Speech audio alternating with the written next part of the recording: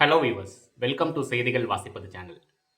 கடந்த 16ஆம் தேதி டிசம்பர் 16ஆம் தேதி திருத்தணிக்கு பக்கத்தில் இருக்கிற ஒரு கவர்மெண்ட் ஸ்கூலில் செவுரு இடிஞ்சு விழுந்து ஒரு 7ஆம் கிளாஸ் படிக்கிற மாணவன் உயிரிழந்திருக்கான். மத்தியானம் வேளையில் அந்த 7ஆம் கிளாஸ் படிக்கிற மாணவனும் அவனோட நண்பரும் சேர்ந்து மதிய உணவு சாப்பிட்றதுக்காக அமர்ந்திருக்காங்க. அப்போது அந்த ஸ்கூலோட காம்பவுண்ட் வால் அவங்க மேலே விழுந்திருக்கு. விழுந்ததில் அந்த பையன் பரிதாபமாக இறந்து போயிருக்கான். இதுக்கு நம்ம முதல்வர் ஸ்டாலின் அவர்கள் 3,00,000 நஷ்டஈடு கொடுத்திருக்காரு.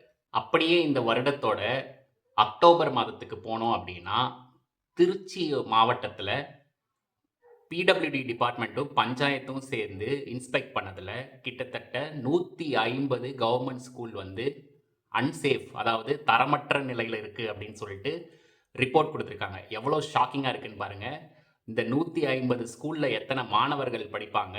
இந்த பில்டிங் எல்லாமே வந்து அன்சேஃப் அப்படின்னு சொல்லிட்டு ரிப்போர்ட் கொடுத்திருக்காங்க. செப்டம்பர் 2025 இதே திருச்சி மாவட்டத்துல துறையூர் பக்கத்துல இருக்கிற கவர்மெண்ட் பிரைமரி ஸ்கூல்ல சீலிங் வந்து கீழே விழுந்திருக்கு.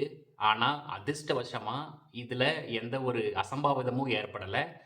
இதுல என்னன்னு பாத்தீங்கன்னா, இந்த சீலிங் எந்த பில்டிங்ல இருந்து விழுந்ததோ இது வந்து இப்பதான் ஒரு 2024ல புதுசா ஓப்பன் பண்ண பில்டிங். அப்ப எந்த குவாலிட்டியில இந்த பில்டிங்ஸ்லாம் கட்டியிருக்காங்க, இதுக்கு யார் அப்ரூவல் குடுத்தா அப்படின்னு சொல்லிட்டு கண்டிப்பா தெரியல. இந்த கவர்மெண்ட் ஸ்கூல்ஸ்ல எடுக்கிற கான்ட்ராக்ட்லயுமே எனக்கு தெரிஞ்சு மிகப்பெரிய ஊழல் இருக்கு அப்படின்னு சொல்லி நான் நினைக்கிறேன். இத பத்தி நீங்க என்ன நினைக்கிறீங்க அப்படின்னு சொல்லி கமெண்ட்ல மறக்காம சொல்லுங்க. கவர்மெண்ட் ஸ்கூல்ல உங்க பிள்ளைகள்லாம் படிக்கிறாங்க அப்படின்னா, எந்த மாரி குவாலிட்டீஸ்லாம் இருக்கு? என்னலாம் ரொம்ப மோசமா இருக்கு? எந்த மாதிரியான இதெல்லாம் வந்து கண்டிப்பா இம்ப்ரூவ் பண்ணி ஆகணும் அப்படிங்கிறத கமெண்ட்ல மறக்காம பதிவு பண்ணுங்க. இந்த சீலிங் பெயர்ந்து உள்றது அப்படிங்கிறது இந்த ஒரு இன்சிடென்ட் மட்டும் கிடையாது. இந்த வருஷம் மட்டுமே கிட்டத்தட்ட 2 இன்சிடென்ட் அதே மாதிரி நடந்திருக்கு. ஒண்ணு வந்து திருப்பத்தூர்ல இருக்கிற ஒரு கவர்மெண்ட் ஸ்கூல்ல புது கட்டடத்துல சீலிங் விழுந்து ஒரு 3 மாணவர்களுக்கு வந்து பலத்த காயம் ஏற்பட்டிருக்கு.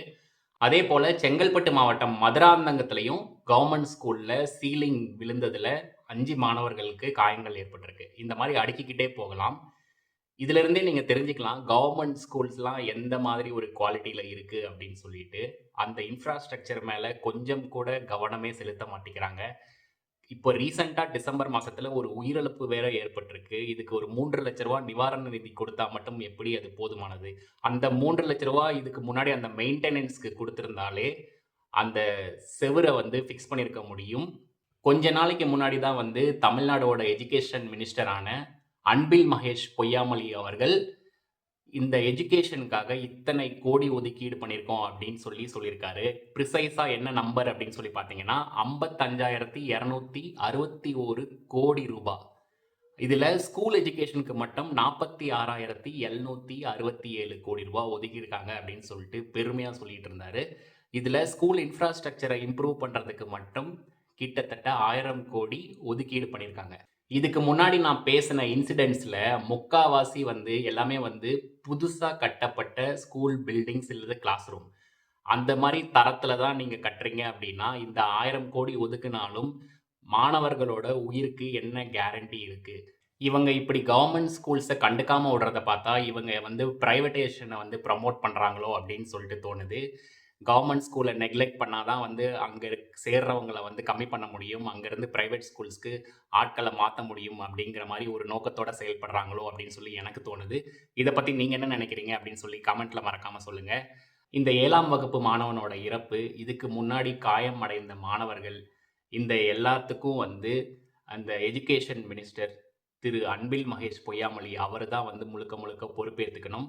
அன்னைக்கு கரூர்ல நடந்த சம்பவத்துக்கு ஹாஸ்பிட்டலுக்கு முன்னாடி புரோட்டோகால் அது இதுன்னு சொல்லி பேசுனீங்களே, இப்போ உங்க துறையிலேயே இந்த மாதிரி விபத்துகள்லாம் நடக்குதே, இப்போ அந்த புரோட்டோகால்லாம் எங்க போச்சு? யார் இதெல்லாம் ஃபாலோ பண்ணியிருக்கீங்க? ஐயா ஸ்டாலின் அவர்களே, இந்த மாரி விபத்துக்களுக்கு வெறும் காம்பன்சேஷன் மட்டும் குடுத்து நிறுத்திடாம, நீங்க எப்பயுமே அமைப்பீங்களே, விசாரணை குழு, விசாரணை குழு, தனி விசாரணை குழுன்னு. அந்த மாரி இதுக்கும் ஒரு விசாரணை குழு அமைச்சு, இந்த கவர்ன்மெண்ட் ஸ்கூல்ஸ்ல என்னெல்லாம் பிரச்சனை இருக்கு? என்னெல்லாம் இம்ப்ரூவ் பண்ணணும்? அந்த ஒதுக்குன ஃபண்டுக்கு ஏத்த வேலை நடந்திருக்கா? வேலை முடிஞ்ச உடனே அதோட குவாலிட்டி எப்படி இருக்கு? எல்லாமே வந்து கரெக்ட்டா செக் பண்ணணும். ஏன்னா வந்து மாணவர்களோட உயிர் ரொம்ப முக்கியம். எஜுகேஷன் அப்புறம் மாணவர்கள் உயிர் தான் வந்து ஃபர்ஸ்ட்டு முக்கியம். கவர்மெண்ட் ஸ்கூல அரசாங்கம் தான் வந்து ப்ரமோட் பண்ணணும். அதோட குவாலிட்டி குறையாம நீங்க தான் பார்த்துக்கணும். ஆனா, இப்ப நடக்கிறத பார்த்தா, அப்படி எதுவுமே வந்து நடக்கிற மாரி தெரியல. புது பில்டிங்ஸ்லயே வந்து நெறைய பிரச்சனைகள் ஏற்பட்டுட்டு இருக்கு. இது கண்டிப்பா வந்து ஒரு கவனிக்க வேண்டிய விஷயம். இதுக்கப்புறம் இந்த மாரி ஒரு இன்சிடென்ட் கவர்மெண்ட் ஸ்கூல்ல நடக்குது அப்படின்னா, இத முழு பொறுப்பேத்து எஜுகேஷன் மினிஸ்டர் திரு அன்பில் மகேஷ் பொய்யாமொழி அவர் வந்து ரிசைன் பண்ணணும். மக்கள் எல்லாத்தையுமே பார்த்துட்டு தான் இருக்காங்க. முன்னாடி மாதிரி கிடையாது. இப்ப சோசியல் மீடியால எதுவா இருந்தாலும் டக்குன்னு கிடைச்சிரும்.